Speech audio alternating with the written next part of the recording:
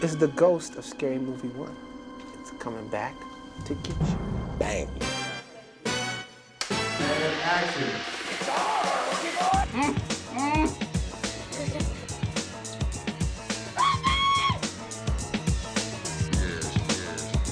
You know when we came with the sequel? It was opening night.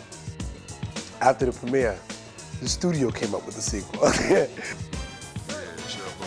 When the check cleared, we had started thinking about it, right? Yeah, as soon as Miramax came over with this Bag check, they said, do you guys want to do a sequel? We said, no way. We said, do you want to do a sequel now? We said, yes, we do, Mr. Miramax. We will do a sequel. Yep. We watched 160 movies. You got to see everything. Because what you're looking for is sort of the constant, so that it doesn't matter what movie you've seen, there are things in here that you'll get. Legend of Hell House. I'll never look at another horror movie. Never. The Haunting. Oh, don't say that. Okay. Don't mention that The one. Haunting. Oh, yeah. You just assume and you know because you're working with the Wayans that it's going to be funny. They're really, fun guys that are happy. They've made, great successes of themselves at this point early on in their careers. And they're having the time of their lives. And that's kind of contagious when you're around them. Yes, sir. $650. Forget all the money from Scary Movie 1, 2. I'm in him $650. All right, so Get I'm Miramax. This is where I'm making a real one. I'm in 10 in hand. Also, I got a side game while we're playing this. I got a side game here. All right? I've never had experienced this kind of thing before. It allows you to be looser and just kind of not worry about stuff. It's not about finding the motivation and all that stuff. David, you know what you're doing? Yeah. All right, ready? 3, 2, 1, action.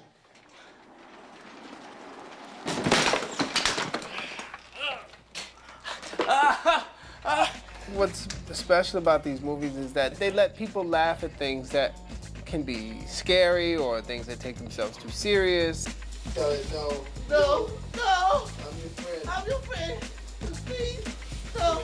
Now call friend. No. Get your crippled ass up here. You have to be uninhibited. You can't think about not offending people. You got to just go for the joke. And 1 or 2 people might get offended along the way. And if so, but if the majority's laughing, majority rules. The script and the whole idea is so shameless and wonderfully vulgar that, I fit right in. What you just witnessed was psychosomatic, purely self-induced reaction brought on by hysteria. Now, why don't you all go along and get some rest? Keenan knows what's useful and what's not, what's a waste, and what the joke is. He doesn't, we're gonna do a high-arcing shot, a panoramic view of the, no, he's like, where's the joke? Film that. He kept saying that there's no vanity in comedy because every young actor or actress is very concerned, of course, about how they look and come off, and so he just really helped me work through those barriers. I think my best moments were when I was really goofy and very unafraid of looking unattractive. The Drunken Monkey. Ooh, ooh, ooh, ah, ah, ah, ooh, ooh. The Mad Cow. Moo, moo, motherfucker, moo. The great thing about Keenan is that he knows that somebody like me has to just do his own stuff. And the directing is more like, hey, maybe it's funny if you do this, or what do you think about doing that?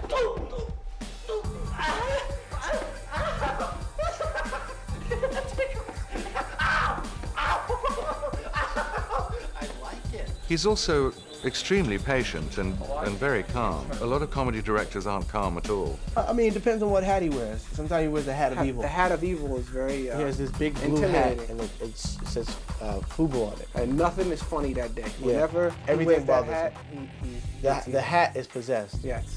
Yeah. So on that day, that's the day you definitely be on point. They're a real pain in my ass, and if we never work together again, it'll be soon enough. There, I said it, okay?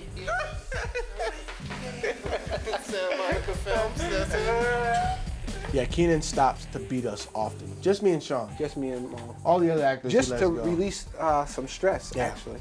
Even if we do things right, we still get punched in our chest. Beats the shit out of us, and You know, we don't want to get hit again. Tired of being hooked up to the car battery. No, we have a good time working together. We have a lot of fun. It makes the day go by easier, and you know, I like it. All right, cut. Beautiful. Great. Good job. I really allow the actors to play, and sort of part of coming on board is I want to bring on people who, you know, think that way, who come in with a little extra, who when the take is over and I say, okay, we're gonna do another one, now I want you to improvise. There's no fear. Didn't I say no starch? It's Febreze. Oh, good. Like Fabrizio? No, Febreze. Is that a household cleaning product? It's white trash dry cleaning. Excuse me? White trash dry cleaning. Ah, well, you would know. So let us continue. There was only one moment that I actually thought out ahead of time, which was the first time I see the demon. What it was, I was supposed to just come in and there was supposed to be a moment where he goes, there's the demon. I go, oh, remember, don't ask it too many questions. And he said, why? Because she will lie? And I said, no, because she has bad breath. It was just stupid, you know. And I said, Keenan, this isn't funny, is it? And he said, no, I don't think so. And I said, well, let's just look at it from a logical point of view, like real acting. Let's think about this for a second. What would happen if this guy comes in and sees her for the first time? Fuck this. Fuck. Just like on the spur of the moment, well, I mean, he howled laughing, so we knew we had it. You know, we just threw the jokes away. We didn't bother to say them and just did that entrance. My little demon double. We decided to have a rapprochement between God and the demon, huh? We're gonna work these things out. A little negotiating. The reason that he's so funny is that you don't expect him to be funny. He's such a serious actor, so when he comes in, everybody thinks, oh, okay, he's for real. And then he starts to do all these funny things, and that's what makes it fun, is that you don't know it's coming. If I'm gonna do a comedy, I don't wanna do some subtle, sort of boring-ass comedy. I wanna do some all-out, ridiculously hold your stomach, choking, laughing kind of comedy. That's what this is. 3, 2, 1, bomb. I said, just send me a copy of my paycheck again and I'll be able to do this, thanks. Yeah, so if they come closer or they'll come, you know what I mean? Just make it where it's even trying, that'll help. Okay, no. I assumed, yeah, okay, so I'll come on and they'll do a couple of close-ups of me going hi-ya and that kind of stuff. And I haven't, you know, I got out of gym class, you know, in 12th grade. I haven't exercised seriously in like 30 years. That's a wonderful thing, and it's all part of just working with our family and nurturing our humor and trying to make it so that other people get what we're doing and, you know, just having fun. He's fired, he doesn't know. This is an omen. What we gotta do now This is a bad bring the omen. camera.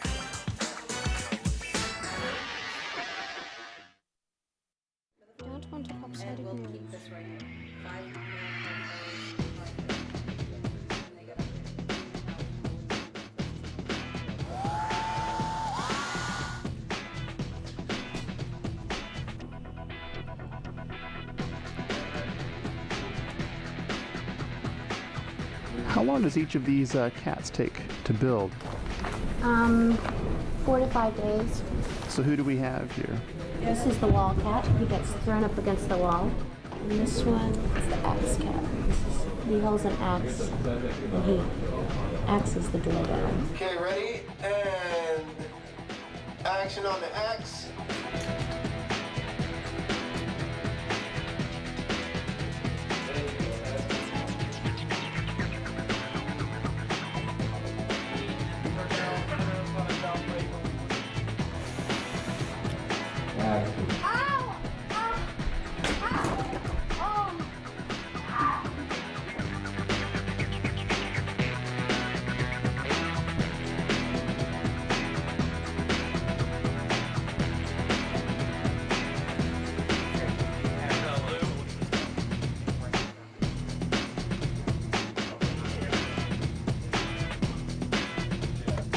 Give me your best shot!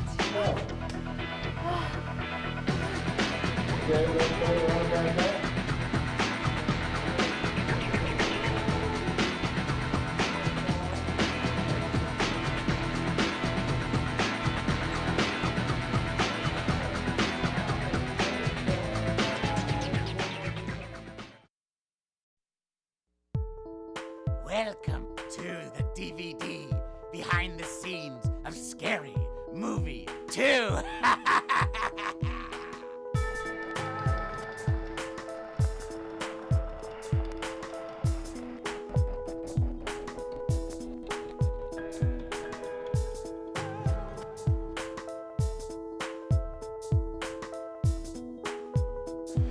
Hi, my name is Lou Carlucci. I'm the special effects supervisor on Scary Movie 2.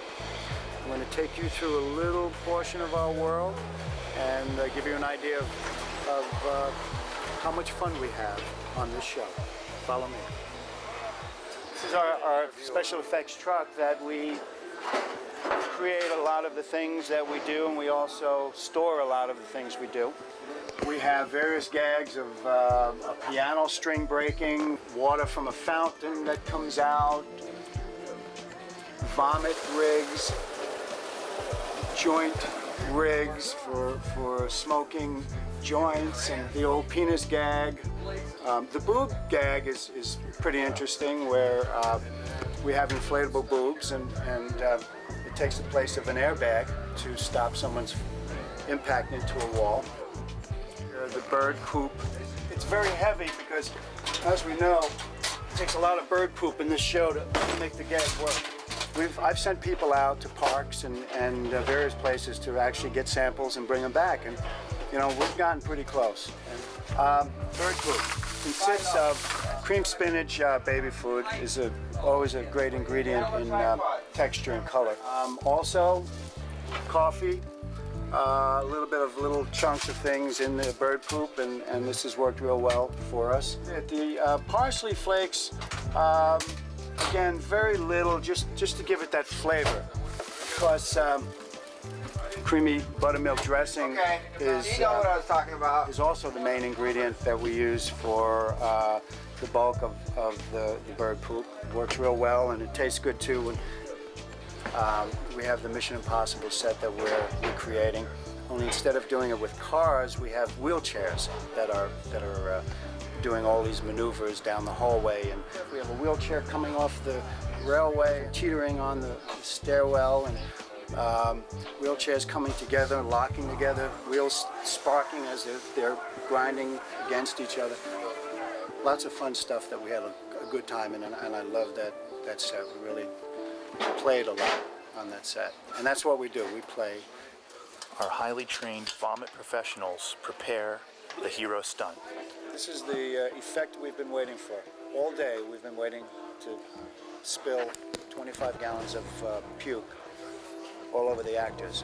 This is our way of having fun and getting back at people, taking out our frustrations. And you basically have an air reservoir and a pipe full of schmutz that gets blasted at them when we open the valve. And is it just one stream? It's like a big column of pea soup vomit just smashes into them. Oh, God.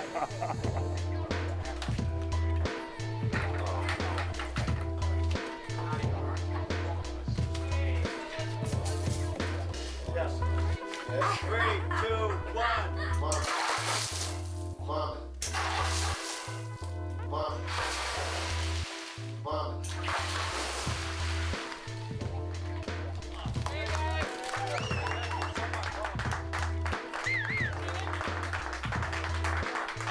There's an exorcist scene where the actor is levitating. She's levitating so high that she hits a fan blade. So what we're doing is we're designing a fan blade that someone can actually hit and not be hurt, but yet have the blades break off.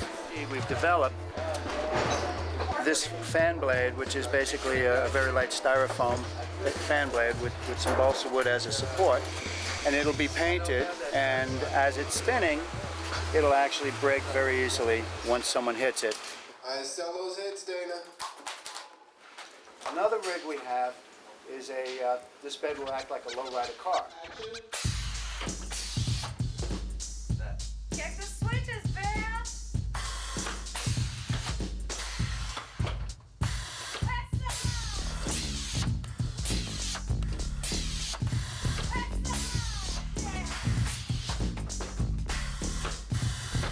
So I understand you're using the latest in urine technology here? We are. We've actually gone over it for weeks to sample, to actually make the correct color. So what's the recipe for urine these days? It's just yellow dye. And nice Arrowhead spring water. That's it. That's it.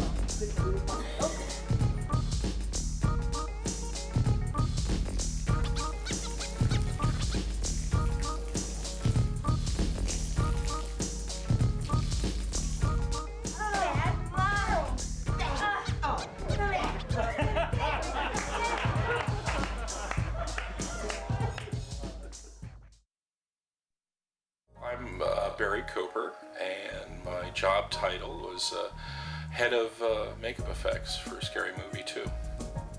Well, he came in one day, and we were, I think, 2/3 of the way through the film, and he said, I've just seen Hannibal, and I want to parody the ending.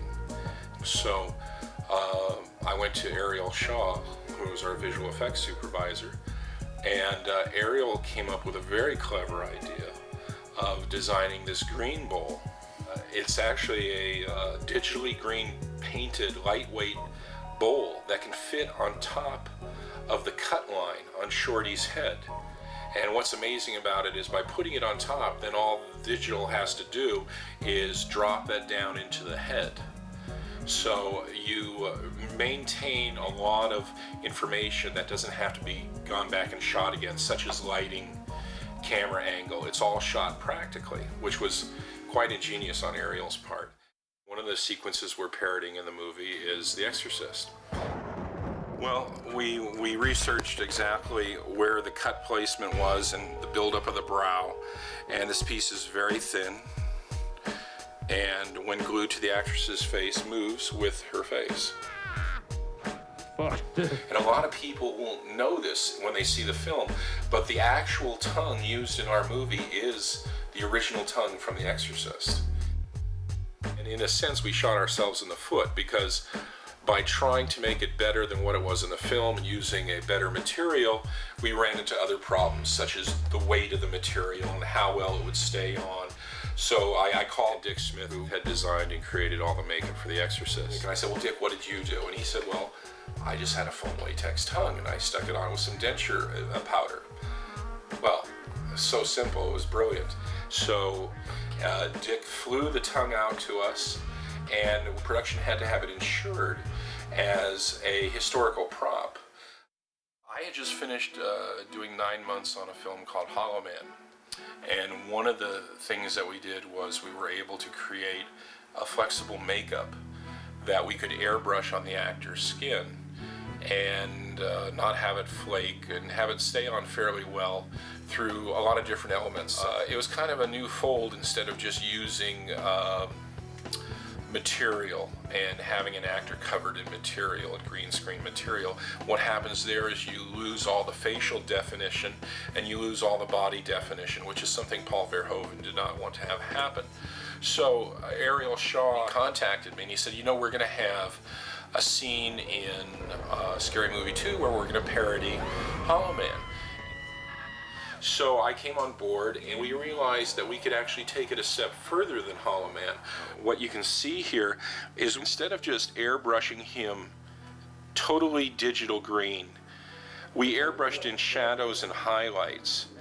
And this information, when transferred to visual effects, was very helpful in helping them see the shadow areas, the eye areas, and all the various facial expressions. I would like to think that I didn't just deliver what the director wanted, but I tried to go one better.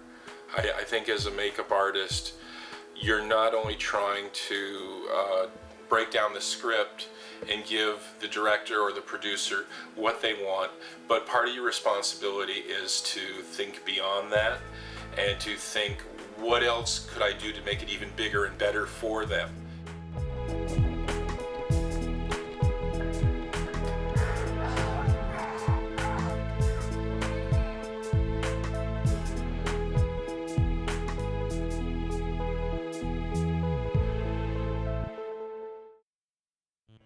They're loading a bell onto an air mortar, which is full of breakaway glass. It cleaves and cracks like real glass, as you can see. A lot of people call it candy glass, but there really isn't any such thing anymore. They don't make sugar glass anymore. Right. Back in the 30s, they used to make breakaway out of sugar, but there was an inherent problem with that. It would melt under the lights. So this is basically a certain kind of plastic. This is rubber glass. It's actually silicone rubber. And it looks very much like glass, but it's all bendy and stretchy, very safe. This is what we use when there's an actor or actress involved, because there's absolutely no chance of getting cut. The big tank behind Joe there will be charged with air and nitrogen. When we hit the button, it'll make a large, loud whoosh, and this stuff will shoot through that window and it'll look like a window being blown out. Well, we have a rig here with 5 puppeteers operating a skeleton. It's a full-on rod puppet with radio control head. We didn't know that these toes had a flex. This is a foot that hasn't been done yet. But if you were to step on this foot, the joints are not flexible, so it's just going to want to snap because of all the tension with the material. So what we're doing is we're just putting little pieces of this polycord in. It's a flexible piece of cord that you can drill in the toe joints, shove them together, and give it more of that flex. So when it steps on the ground, it's going to flex rather than break.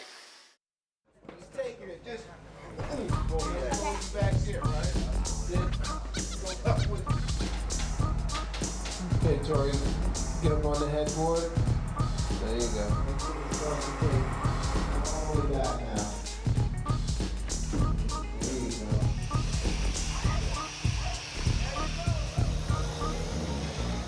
Come on down. Bam, onto the bed. Good job.